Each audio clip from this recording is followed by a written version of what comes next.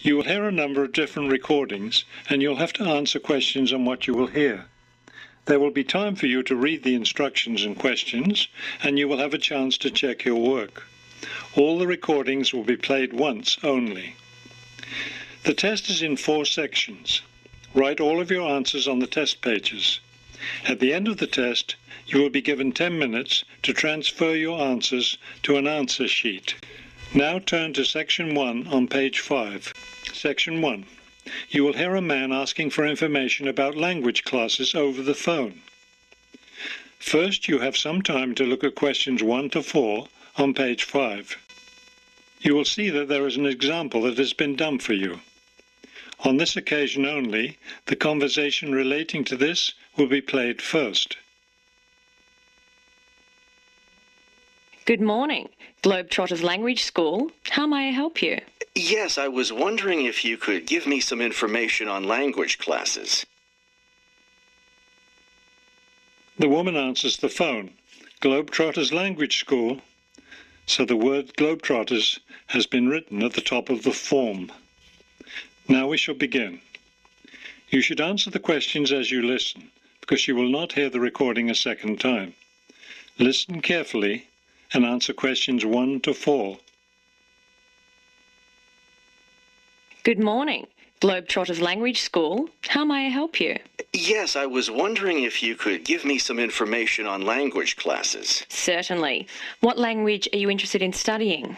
Well, that's the thing. I'm interested in learning Japanese, but I'd also like to improve my Chinese. I don't know which to study right now. Maybe the class schedule will help you decide.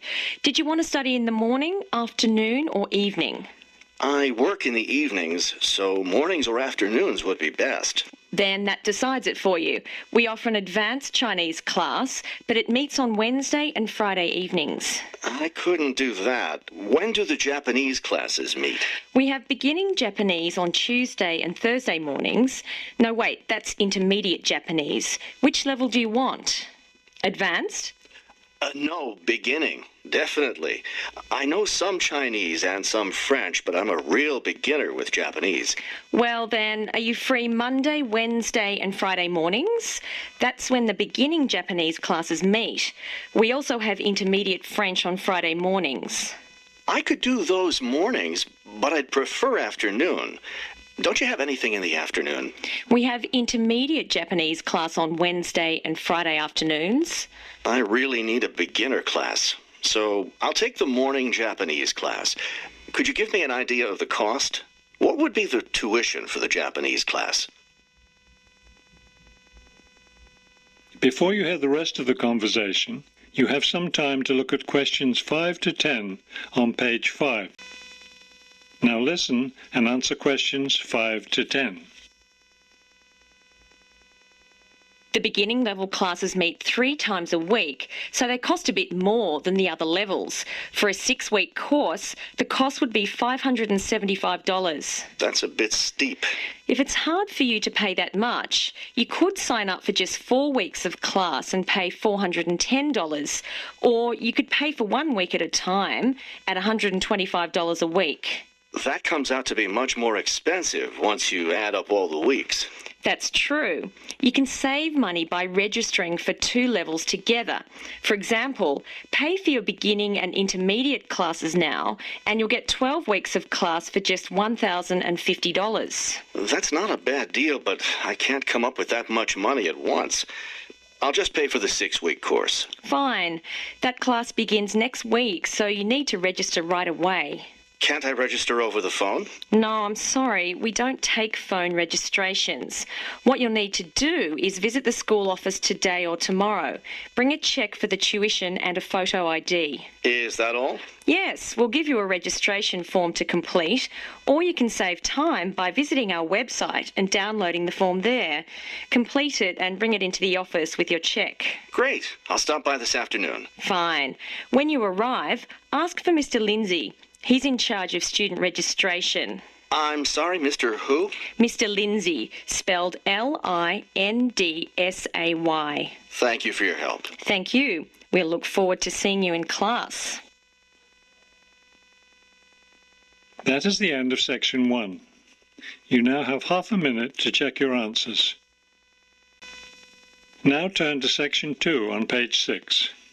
Section 2.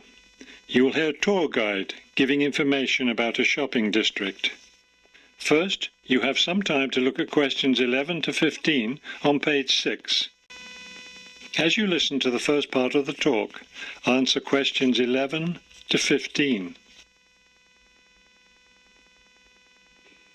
This afternoon, we'll visit the city's shopping district. Several blocks in the area are closed to car traffic, and I know you'll enjoy walking around there. I'd like to give you an overview of the district now, since you'll be on your own once we get there. You'll see on this map here that the shopping district consists of two streets, Pear Street, which runs north and south, and Cherry Street, which crosses Pear Street right here. Let's start our tour here on Pear Street, where the star is. This star marks the Harbor View bookstore. It's very popular among locals as well as tourists.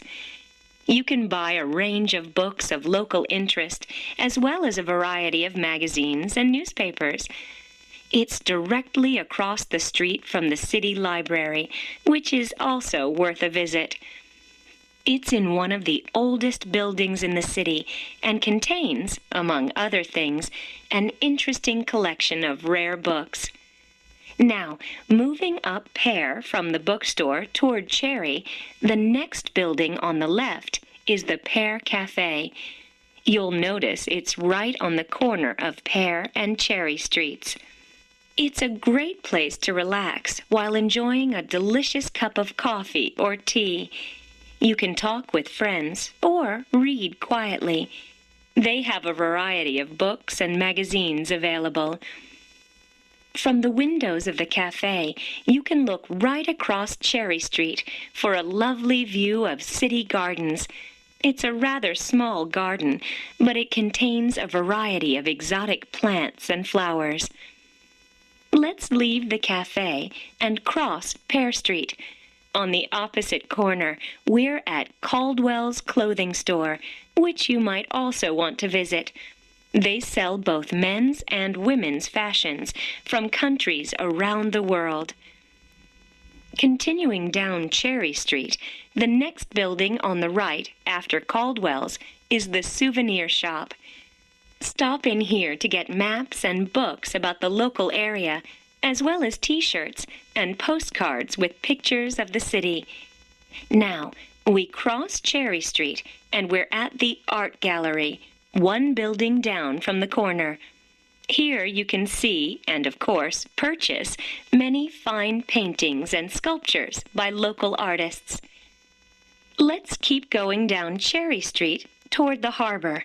On the left, right after the gallery, is Harbor Park. It's a lovely place, and it's certainly worth spending some time there. Before you hear the rest of the talk, you have some time to look at questions 16 to 20 on page 7.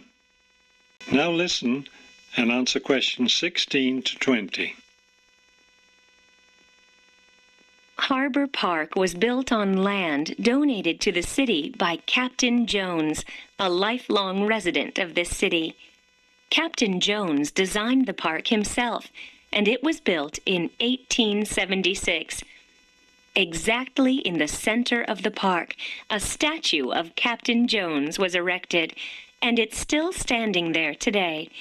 It shows Captain Jones on the bow of his ship. After viewing the statue, you can follow the path that goes through the woods just behind. It will lead you to a lovely garden, in the middle of which is a fountain. This is a nice place to enjoy a few quiet moments. If you still feel like walking, continue on to the far end of the garden. There, you'll find a wooden staircase, which will take you down to the harbor. You might enjoy the view of the boats from there.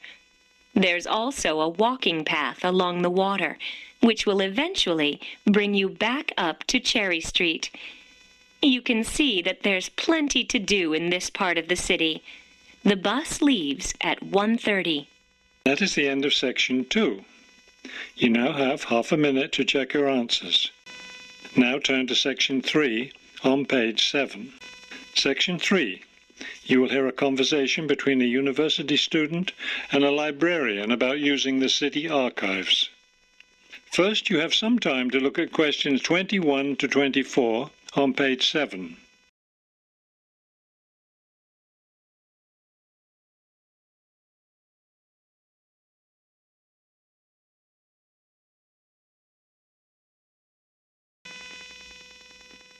As you listen to the first part of the conversation, answer questions 21 to 24. Hello. I was wondering if you could give me some information about using the archives. I'd be happy to. Are you a resident of the city? Actually, I live just outside the city, but I study at the university downtown. That's fine. All you need to do is show your university identification card, and you can use the archives at no charge, as long as your ID card is current, of course. Yes, it's valid. So I don't have to pay anything? No, city residents pay an annual fee, but students can use the archives for free. Everyone else needs to get special permission from the director, but that doesn't apply to you, of course. Oh, good. I was also wondering about the schedule. I have classes every day, Monday through Friday, and I also have a part-time job, so I could really only use the archives on weekends. That's not a problem at all. We're open all weekend. Actually, the only day we're closed is Monday, so you can come any day, Tuesday through Sunday. Are you open in the evenings? Yes, we're open from 9:30 in the morning until 8:30 in the evening. That will fit my schedule well. Before you hear the rest of the conversation, you have some time to look at questions 25 to 30 on page 8.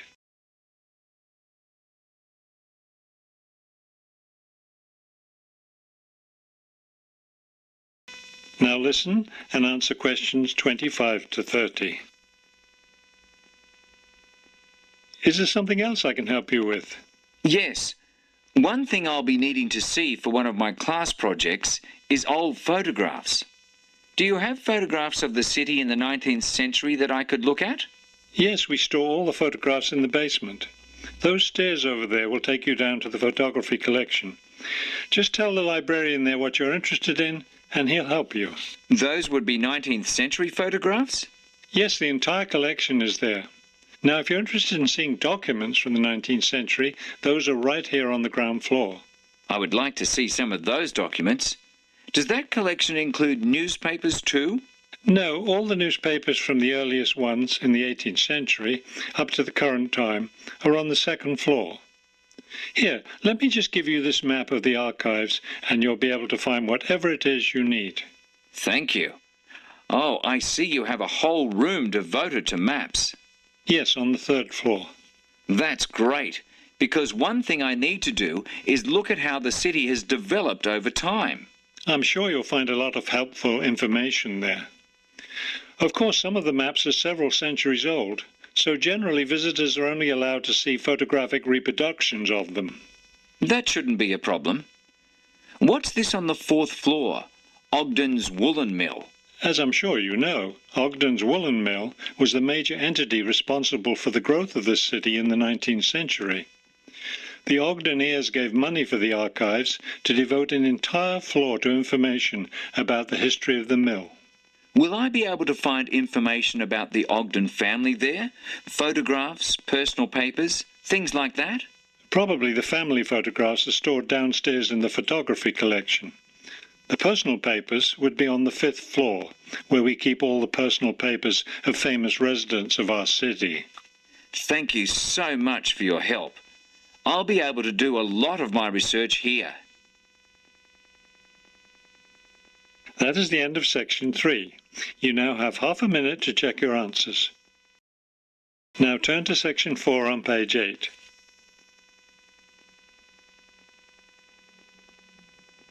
Section 4. You will hear a lecture about wind energy. First, you have some time to look at questions 31 to 33 on page 8.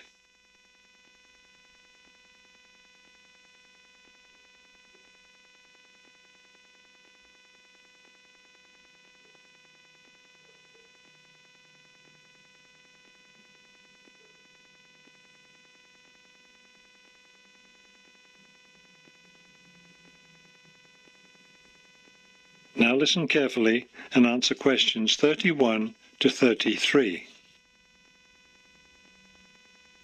With the rising cost of fossil fuels, there's a great deal of interest these days in developing alternative sources of energy. Today, I'd like to talk about one of these, wind power. In the past couple of decades, there's been an upsurge of interest in using the wind as a source of energy, but the idea isn't new at all. People have been harnessing the power of the wind for centuries, ever since ancient peoples first used sailboats. In ancient China, farmers used a rudimentary sort of windmill to pump water. Wind power was used in other parts of the ancient world as well. In Persia, for example, farmers used wind-powered mills to grind their grain. During the Middle Ages, in the Netherlands, people went back to the ancient idea of using the power of the wind to move water. They used windmills to drain lakes, thereby creating more land for farming. Before you hear the rest of the talk, you have some time to look at questions 34 to 40 on page 9. Now listen carefully and answer questions 34 to 40. At present, people around the world are using the wind to generate electricity, some old methods, some new. Is this the solution to our modern energy problems? Well, as with anything, there are both advantages and disadvantages to using wind power. Let's take a look at some of the reasons to use wind power. One of the biggest problems with using fuels, such as oil and coal, is pollution. Wind power, on the other hand, is clean. It causes no pollution and therefore doesn't contribute to global warming. Another great advantage of wind power is that it's a renewable resource. Oil and coal reserves are limited, but will never run out of wind. Economics is another reason to use wind power. Using the wind to generate electricity costs less, much less, than running other types of generators. In addition, since wind turbines don't take up much land, the land around them can be used for other purposes, such as farming. There are disadvantages, however. Even though generating electricity with wind is relatively inexpensive, the technology isn't cheap. The initial costs of setting up wind turbines can be quite high. Another issue is reliability. Wind doesn't blow at a constant strength. Therefore, at times, a lot of electricity can be produced, while at others there may be little or none. Wind turbines usually have to be located in rural areas where the land is open. Their distance from cities, where the most electricity is needed, is another issue. Although wind is considered to be a clean source of energy, wind turbines cause their own sort of pollution. Wind turbines are usually placed in high, open areas where they're easy to be seen. Rural residents often feel that the beautiful local scenery is spoiled by the sight of the wind turbines. In addition, wind turbines aren't quiet. In fact, one wind turbine can produce as much noise as a car traveling at highway speeds. That is the end of section 4. You now have half a minute to check your answers.